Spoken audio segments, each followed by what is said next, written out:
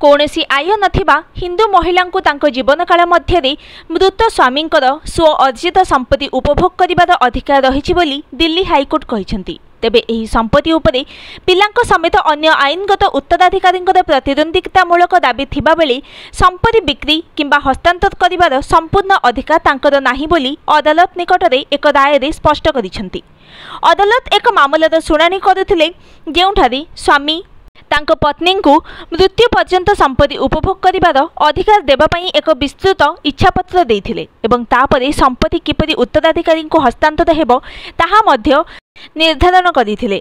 हिंदू महिला क्षेत्र में जो मानकर निजर रोजगार न थई पारे सेमानंको स्वामी द्वारा प्रदत्त संपत्ति पाई थांती। स्वामी जीवितावस्था संपत्ति को स्त्री नाम इच्छापत्र करि पारंती। स्वामी देहांत पर महिला जेपरि निज पिलांको उपरे निर्भरशील न हुअंती सेथिपाई एभली सुरक्षा जरूरी।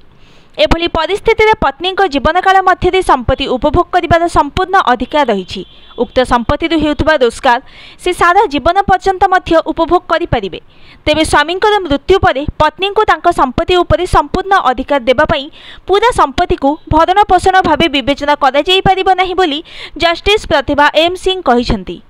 संपत्ति विवाद को नहीं एक मामलार शुणाणी करी सिविल कोर्ट कहिथिले जे मृत्यु पूर्व स्वामी इच्छापत्र अनुजाई पत्नी 23 वर्ष धरी सेठारे रहुथिबारु संपत्तिर संपूर्ण मालिक होइथिले, किंतु मृत व्यक्ति 6 संतान और जड़े नातुणी संपत्ति को नहीं एकाधिक दाबी करी राय को चैलेंज करथिले। गोटे पक्ष मृत व्यक्ति इच्छा अनुजाई संपत्ति उपरे अधिकार मागिथिबा बेले अन्य पक्ष जुक्ति बाढ़ी जेहेतु मां संपूर्ण मालिकाना अछि तेणु सेही अनुजाई संपत्तिर नूतन विभाजन हेबा आवश्यक।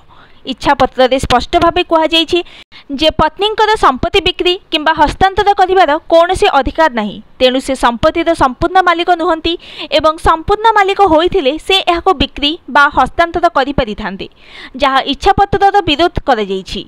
पत्नी मध्य स्वामी इच्छा को सम्मान दे से संपत्ति को बिक्री किंबा हस्तांतर करि नाहंती किंबा अन्य इच्छापत्र करि नाहंती।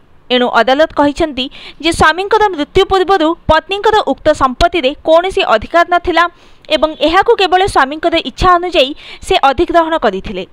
Bureau report news today.